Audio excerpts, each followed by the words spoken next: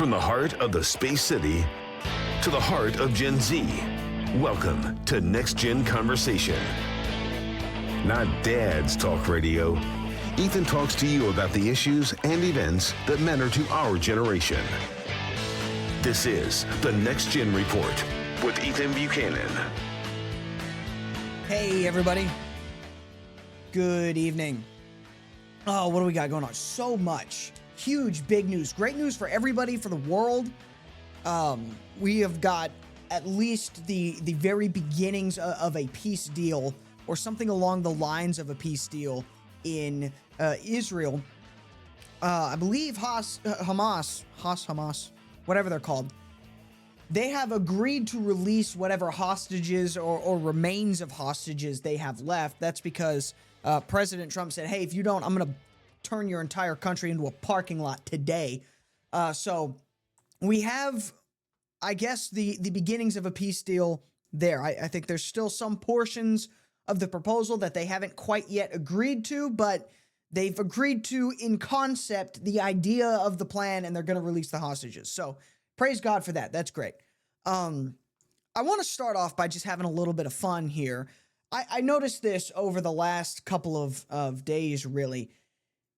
The DHS, the Department of Homeland Security propaganda, I don't know who's doing their propaganda, but they're nailing it.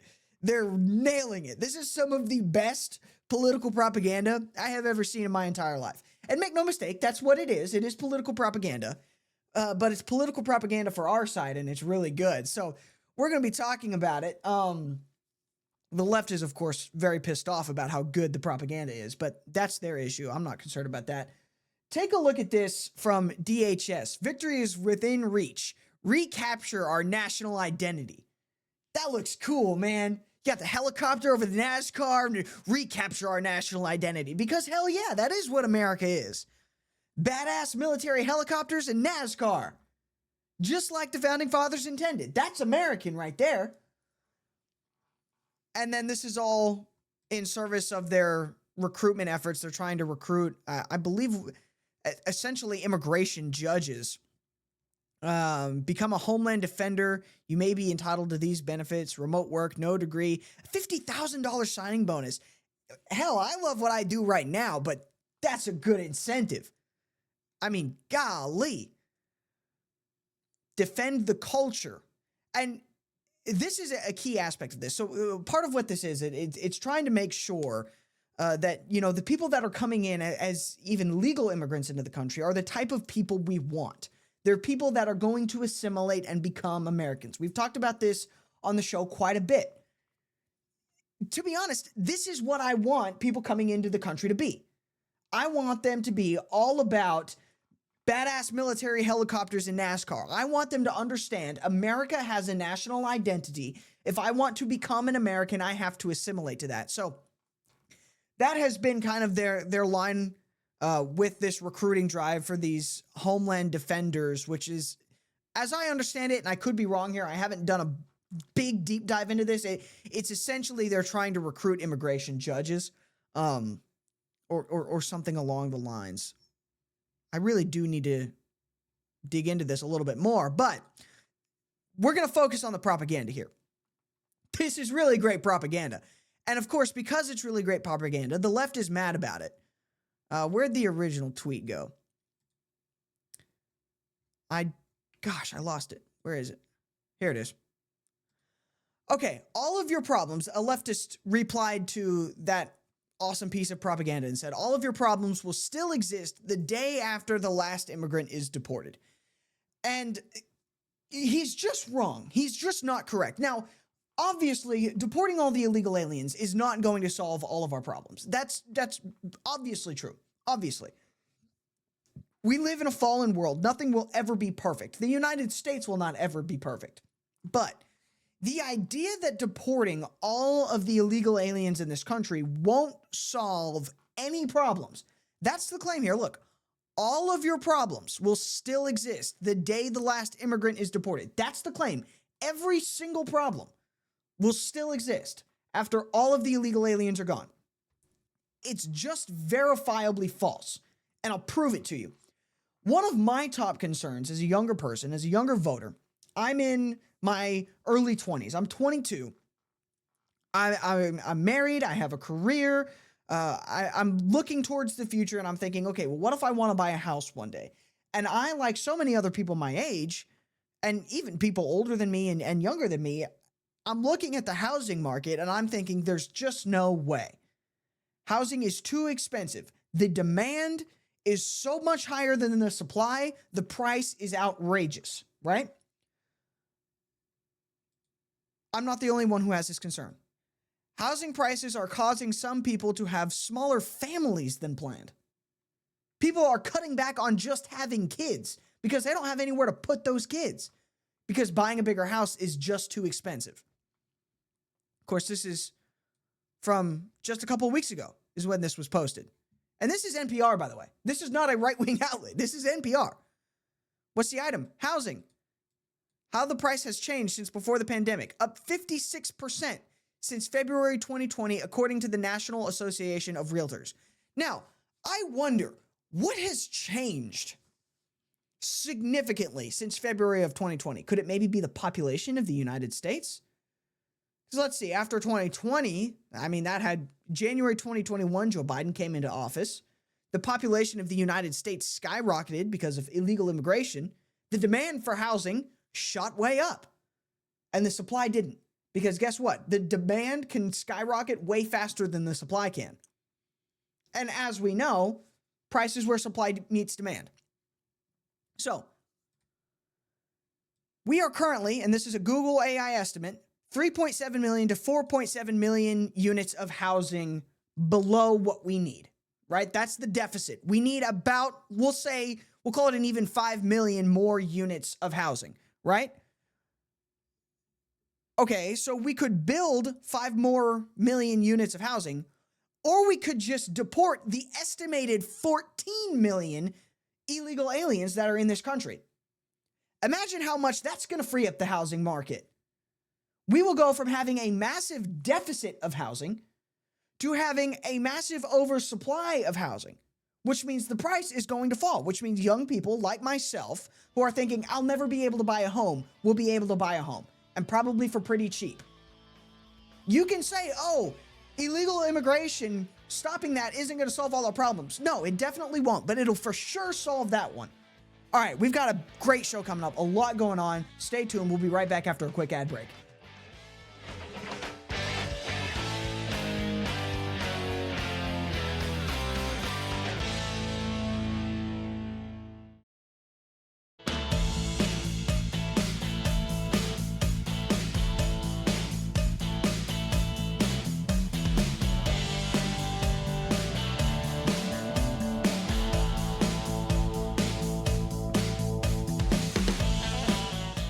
Alrighty, welcome back. This is the Next Gen Report. I am Ethan Buchanan. Give me a quick follow on X at __ Ethan Buchanan. We have a good time over there on X. All right, what do we want to talk about? Let's talk about this shutdown. It's ongoing, the ongoing government shutdown.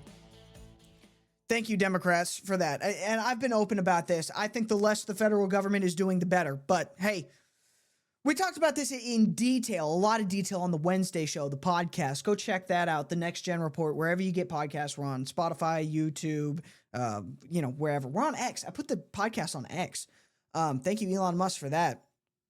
Apple Podcasts, of course, the free iHeartRadio app, wherever. Go check it out. We have a lot more details in there. But so assuming you know where we're at right now, we've got the shutdown. It's very clearly the Democrats' fault, and we'll explain that a little bit too. And they're on the defensive, and they're not doing a very good job. And this is the key in politics. You never want to be on the defensive. If you're on the defensive, you're losing. And the Democrats are on the defensive, and they're losing badly. I think everybody pretty plainly knows that this is their fault. Nobody who is at least serious is trying to sit here and pretend, oh, we don't know how this shutdown happened.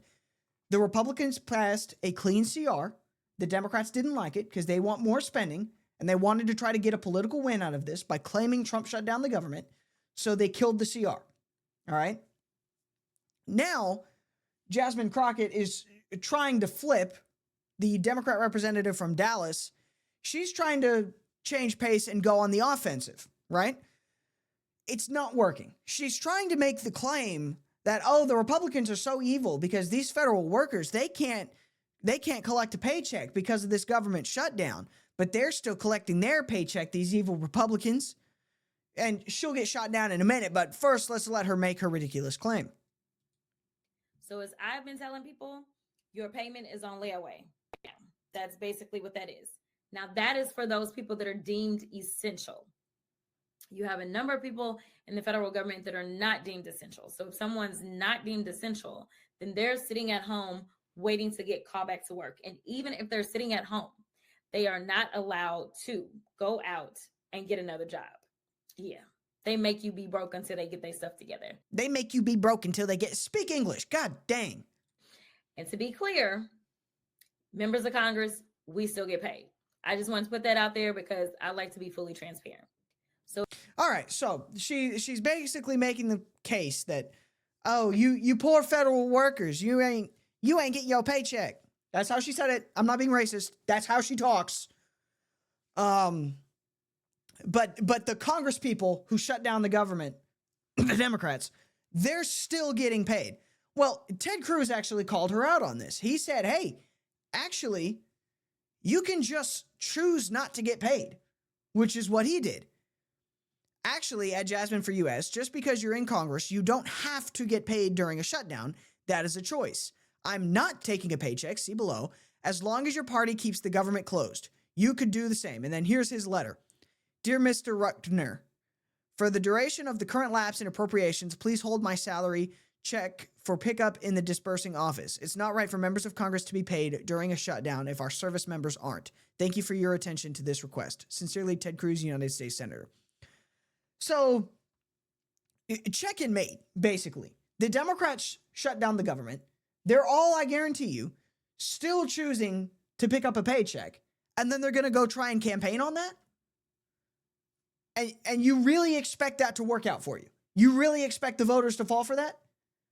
I know you, Democrats, think this is the case, but the average American voter is not as retarded as you clearly think they are.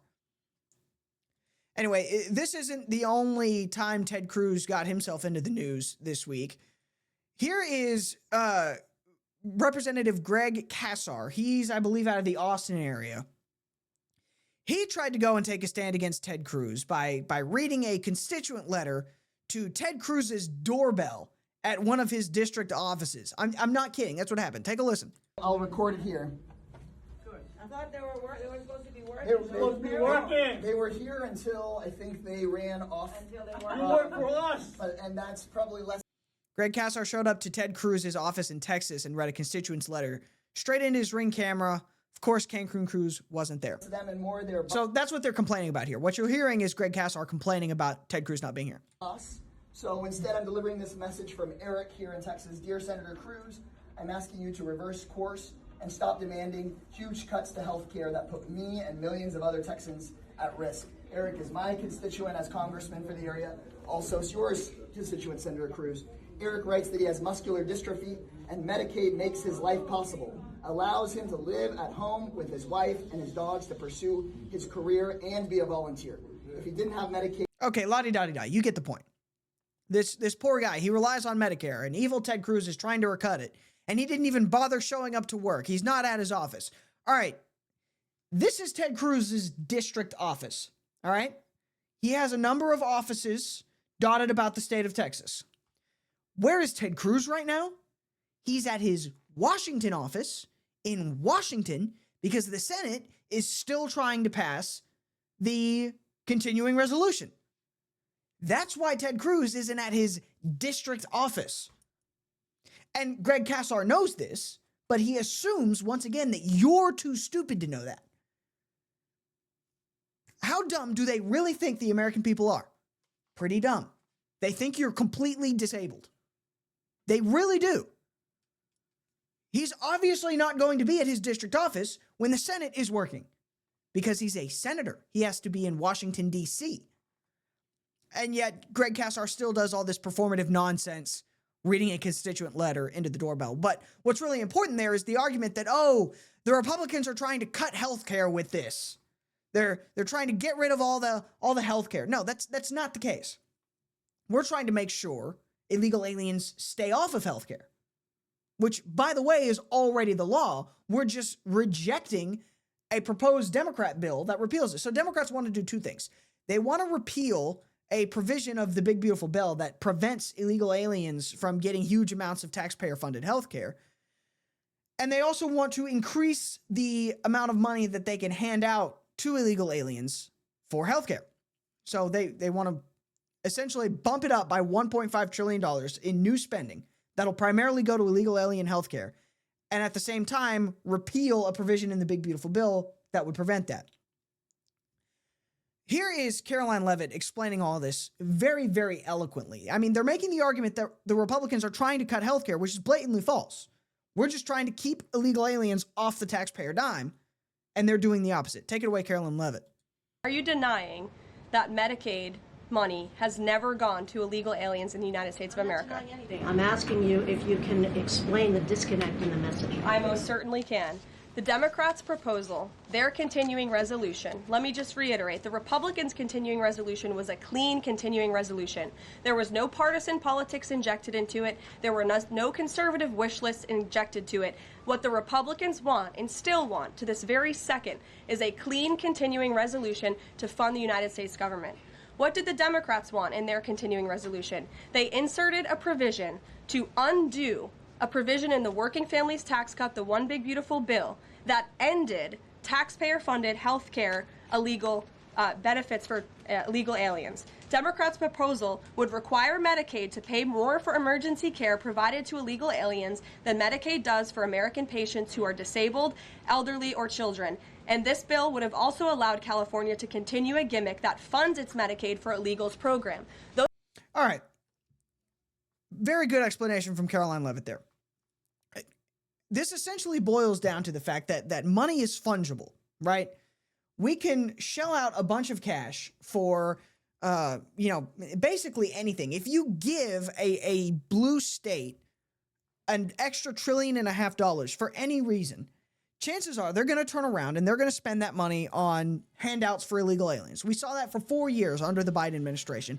The Republicans are simply saying no. We're going to keep spending at the level we have, and we're not going to repeal provisions of our recently passed bill that would allow you to take our money and give it to people that shouldn't be in this country.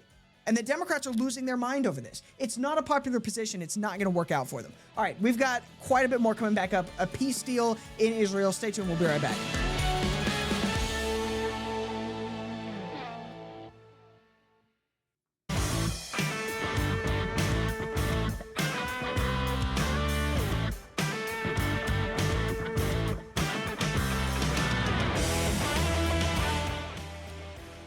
Well, we've got a peace deal, it looks like, in Israel. Israel, Gaza, what have you. That war, it looks like, could finally, after what, 3-4 years now? No, I'm kidding. It was just 2 or 3. 2 going on 3. We could finally have an end to this war. So just to give you the quick history lesson, October 7th of 2023, we had Gaza launch this big attack out into Israel. You know, all of the videos that we've all seen online of the horrible murders and rapes and worse that occurred, the taking of hostages that were then brought from Israel into Gaza, into the tunnels, and they've been basically held hostage for 2 years or longer while this war goes on. And of course, Israel has responded with extreme force, as I think is, they were attacked. Say what you will, they can do what they want.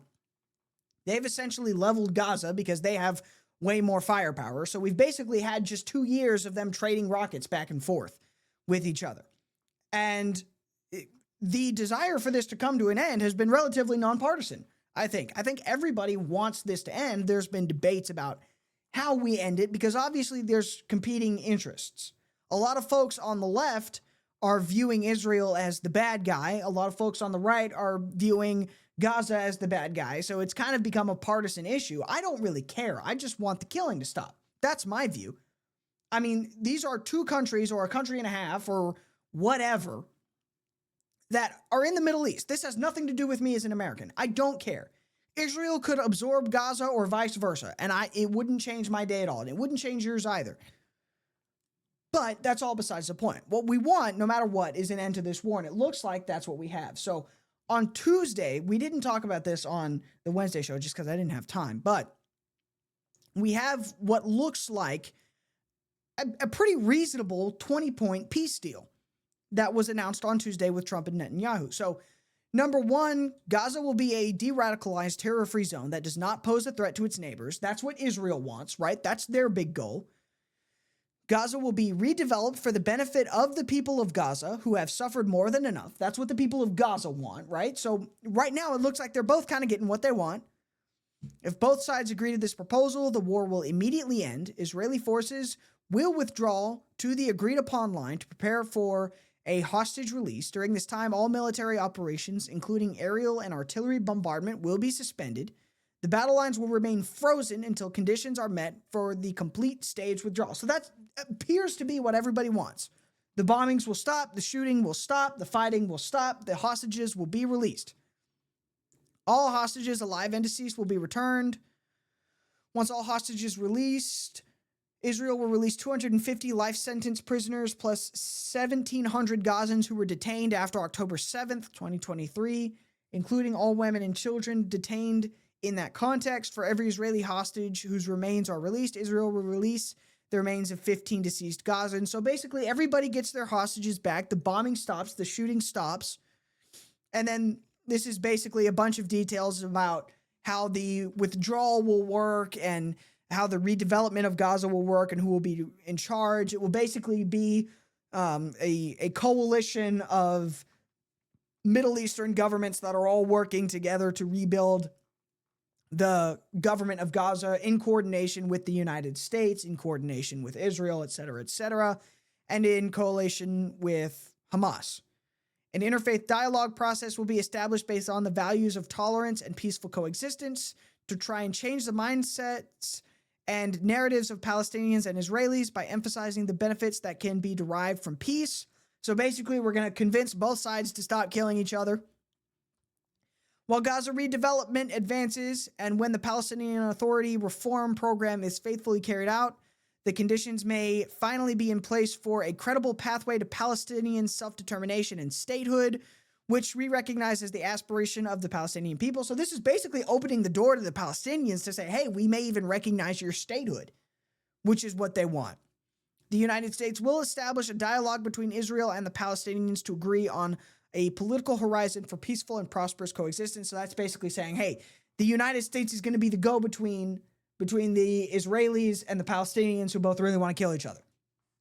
This is great. I like this. Now, this is the carrot, right? This is the big 20-point peace plan. It comes with the stick. And the stick is, hey, Hamas, if you don't agree to this, we are going to bomb the hell out of you. Here's Donald Trump saying this at this press conference with Bibi Netanyahu when they're announcing the peace deal. They're saying, hey, this is the carrot. There is also a stick. They wouldn't have gone as far as they've gone. If they're unable to do so, then Israel would have the absolute right and actually our full backing, the U.S. full backing. Marco's here, and a lot of our leaders are here, our great Vice President, Susie Wiles, Steve Witkoff, Jared Kushner. They've been so involved in this process. I don't think anybody else could have done it or even come close, but it's we're right there. We're right there. First time in thousands of years, I think you can probably say, if you really look into it, if you study back, if you're a scholar, you would say thousands of years. Israel would have my full backing to finish the job of destroying the threat of Hamas, but I hope that we're going to have a deal for peace. So he's basically saying, this is the peace deal. This is what we want. But if you, Hamas, don't agree to these terms, I'm going to let Israel go bananas because I'm tired of this. So there's two ways this war ends. Either Hamas agrees to these terms or Israel turns all of Gaza into a glass parking lot. If you're Hamas, I'd go with option one. I'd go with the peace deal. He doubled down on this, Trump did, with a tweet shortly later setting the deadline for today, for Sunday. Hamas has been a ruthless and violent threat for many years in the Middle East. They have killed and made lives unbearably miserable, culminating with the October 7th massacre in Israel. Babies, women, children, and old people, many young men and women, boys and girls, getting ready to celebrate their future lives together. As retribution for the October 7th attack on civilization, more than 25,000 Hamas quote-unquote soldiers have already been killed. Most of the rest are surrounded and militarily trapped, just waiting for me to give the word go for their lives to be quickly extinguished. As for the rest, we know where and who you are, and you will be hunted down and killed. I'm asking that all innocent Palestinians immediately leave this area of potentially great future death for safer parts of Gaza. Everyone will be well cared for by those that are waiting to help. Fortunately for Hamas, however, they will be given one last chance. He's basically saying, look, here's the deadline. An agreement must be reached by Hamas by Sunday evening at 6 Washington, D.C. time. Every country has signed on. If this last chance agreement is not reached, all hell like no other will break out against Hamas. I see no problem with this. You've given them the peace deal. You're saying, hey, this is your last chance. Behave or we will bomb the hell out of you. We will kill all of you. Or you can agree to the peace deal. And Hamas, it looks like, has agreed. Partially at least, but the ball is rolling. They released this statement. Here's J.D. Vance posting it. Important statement on Hamas's response to the U.S. President Trump's proposal. Out of keenness to end the aggression and genocide being carried out against our steadfast people in the Gaza Strip, and stemming from a national responsibility and in defense of the constants, I can hardly read this because of the font they've chosen, but whatever. Rights and higher interests of our people, the Islamic resistance movement, Hamas, has conducted in-depth consultations within its leadership institutions, broad consultations with Palestinian forces and factions, and consultations with brothers, mediators, and friends in order to reach a responsible position in dealing with U.S. President Donald Trump's plan. After thorough study, the movement has made its decision and conveyed the following response to mediators. Hamas appreciates the Arab, Islamic, and international efforts, as well as the efforts of President Donald Trump calling for an end to the war on the Gaza Strip in exchange for prisoners, the immediate entry of aid, the rejection of the occupation of the Strip, and the rejection of the displacement of our Palestinian people from it. Within this framework and in a manner that achieves an end to the war and a full withdrawal from the Strip, the movement announces approval of releasing occupation prisoners, both living and remains. So basically they're saying, yes, we'll release the remains. We like the framework of this deal. We'll see what happens moving forward. So essentially this is them saying, we want to save face, but we agree to your terms, which is good, From here, I think the process is the hostages begin to be released. We start slowly having a drawdown of forces, and then we have several years of negotiation, which is fine. We knew this was going to happen. We knew this would take time to negotiate, but now the ball is actually rolling on negotiation, and the hostages are coming back. The bombing will stop.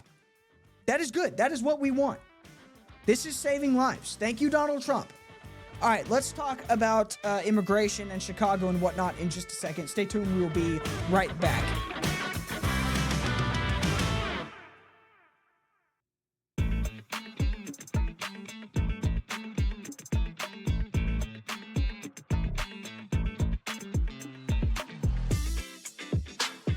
Alrighty, hey everybody, welcome back. Remember, @_Ethan Buchanan on X. Follow me there. If you're not on X, if you're not keeping up with the day-to-day on X, you're missing out. You really are. And I truly do believe that. A lot of fun stuff happens on X. I don't usually recommend social media to people, but I recommend X. So there's that. Go give me a follow there. Let's talk about Chicago. Let's talk about what's going on with the ICE enforcements. I couldn't be happier with this administration's work on illegal immigration. I'm so happy about it, frankly. Get them out, like we talked about in the first segment. If for no other reason than to make sure more housing is available for American citizens who need it, get the illegal aliens out. But also, they're a threat to our national security. And of course, the left either has no capacity or just no desire to grasp this. They're still convinced that these are just our friendly neighbors and they have just as much right to be in this country as we do, which is false. They are illegal aliens. They have no right to be here and they should all be deported forthwith. Get out. Anyway, we've got this immigration crackdown in Chicago because it's a sanctuary city. And the left, the liberals there, they're not happy about it. Here's this one resident of Chicago. It sounds like she's threatening ICE in this video. Maybe she's just talking smack, but this reads like a direct threat, so I don't know. Take a listen to this. No, because I'm sick of it. Hey, ICE, come to the south side of Chicago. I promise you, we're going to keep our hands off of you. We're going to let you just throw people to the ground and tackle them. Yeah, we're not going to jump in and jump on you. Jump in and jump on an ICE agent and see what happens. I dare you. I double dare you. I mean, these people are crazy. They are. But not to be outdone by this lady from Chicago, ICE took her up on their offer. They did this massive raid on this South Side Chicago area apartment. Take a listen to this. This is a Fox report, by the way. In the dark of night, federal agents storm an old apartment building on Chicago's South Side. They had developed information that criminal illegal immigrants had taken the place over. So a joint operation with the FBI, ATF, Border Patrol, and ICE brought in federal manpower to take control of the apartment. It's hard to see, but there's a helicopter right there on this building. And that helicopter has just inserted snipers for the protection of all these federal agents you can see entering the building. What they are after, 6 particular individuals associated with Tren de Aragua. They say these individuals are responsible for dealing in long guns and handguns as well as drugs. How much more room you got? More than a dozen were detained. At least one has a tattoo commonly associated with the Tren de Aragua gang. It looks like we've got several apprehensions and teams are still inside the building clearing rooms. Do you know anything about whether you got the guys you were after? Not yet. It's a little too early to tell, but later investigation is going to let us know that. The detainees were taken to the ICE processing facility in Broadview, Illinois, which has now become a flashpoint for riots and a talking point for opponents of Operation Midway Blitz. This is about fomenting chaos and terrorizing the people of Chicago and cities across America. Lots of rhetoric oozes from the White House about ending crime in urban areas. Well, from where I sit, ICE has generated criminal activity in Broadview. All right, then you need to relocate. If from where you sit, it looks like ICE is the problem here, you need to get the hell out. Remember, this is an entire apartment complex that has been taken over by members of Tren de Aragua. And ICE has raided this, and the left has lost their mind over this. Which I don't understand. How can you possibly oppose this? We've gotten to the point where, in an effort to just oppose Donald Trump at all costs, the left would rather let Tren de Aragua completely overtake an apartment complex full of innocent children who are now at risk because a Venezuelan gang is running guns and drugs out of their apartment complex. That's where we're at. And the left would rather side with the Venezuelan gang. And then the moment federal officials step in to do something about this, then they have a problem, which is what we've seen. Immediately, leftist networks like CNN went out and started complaining about the fact that obviously kids got caught up in this because it's an apartment complex. 37 people arrested and American kids separated from parents after ICE raid at Chicago apartments. So this whole article is about how terrible it is that for a few hours, we had to clear the apartment complex and separate people so that we could pick out the illegal aliens, the members of Tren de Aragua, and get them arrested. Which, by the way, is how this works. This is a standard operation. You know you've got an apartment building that's infested with criminals, and also has civilians, you have to get everybody out. You have to separate everybody so that you can figure out who's who. You can figure out who's a drug dealer, gun smuggling, foreign national terrorist, and who's just a random person that's got caught up in the middle of this because Chicago refuses to enforce the law. And they go on and on complaining about how terrible it is that we had to grab these kids. We had to set them to the side. Some of the children were zip tied. You can say, oh, that's terrible and traumatic. And I'm sure it was a rough situation. I'm sure it was. I'm sure the kids were very scared. These are the realities of what happens when you make it difficult to enforce the law. We could have just done this by Chicago saying, no, we're not a sanctuary city. If we find out you're an illegal living here, we're going to arrest you. But because instead Chicago has said, no, we're going to be a sanctuary city. We're not going to cooperate. We're going to make it difficult for law enforcement. Rather than getting the kid gloves law enforcement, you get the hard nose because that's where we're at. Chicago did this. You got to the point where you're allowing these illegal aliens to live amongst your citizens. So now we have to inconvenience your citizens to enforce the law. You did this, not us. These are the results of what you decided to pursue as your policy. You made this bed, leftists. Now you're going to lie in it. They're trying to trip up even Scott Jennings about this. They're trying to get him to talk about how horrible and evil it is that ICE would, detain these children or inconvenience these children to enforce the law. Scott Jennings correctly points out, no, this is your fault for actually allowing these children to be in this position in the first place. Take a listen to this. That Trinidad, Aragua, and gangs and whatever, it's a catch-all to treat people however you want, to go in there and shred the Constitution or whatever else it is that you want to do. What I'm asking you is this. Do you think that children should have been zip-tied and pulled out of an apartment complex and traumatized like that? Yes or no? I don't think children should be put in harm's way by transnational gangs. Just answer the question. Yes or no? Do you think that children... I don't accept the premise of your question. I'm asking the government's not putting children in harm's way. Trinidad, Aragua... Real calm now. Real calm. Like they're the ones putting children in harm's way. Gentlemen and gentlemen, we have a responsibility for the way we treat people with the power that we have here in America. And we have a standard that we should treat human life with. And I'm asking you very clearly, concisely, should children be treated that way? Does Scott Jennings like that? I don't accept the premise of your question. All right, cool. I don't believe that the premise of your question is accurate. I would ask you back. Should children be allowed to live in an apartment building with Trinidad Aragua? Should the entire community of Chicago have to live with Trinidad Aragua because they hide behind these children? But here's the thing. And Scott Jennings is exactly right. This is the result of leftist policy. That's what inconvenienced those children. That's what scared the crap out of those children. And I think Scott Jennings is right. Children should not be allowed to live with Trinidad Aragua. And this could have been as simple as we arrest Trinidad Aragua before they even get the chance to live with these children. But because the left has refused to acknowledge the realities of the situation, this is where we're at. It's not our fault. It's your fault. And this is now the best of a bunch of bad options. You could have enforced the law at the beginning. You didn't want to. So this is where we're at. Anyway, that is all I've got for us on this today. I mean, this will continue. The raids will continue as they should. And the left will continue to be mad about it. But hey, we have to enforce the law. We do.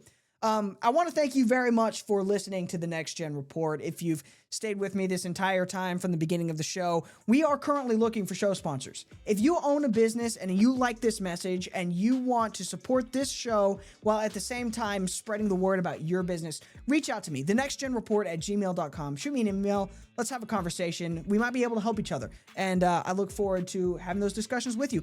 Anyway, thank you very much for listening to the Next Gen Report. We'll be back on Wednesday for the podcast.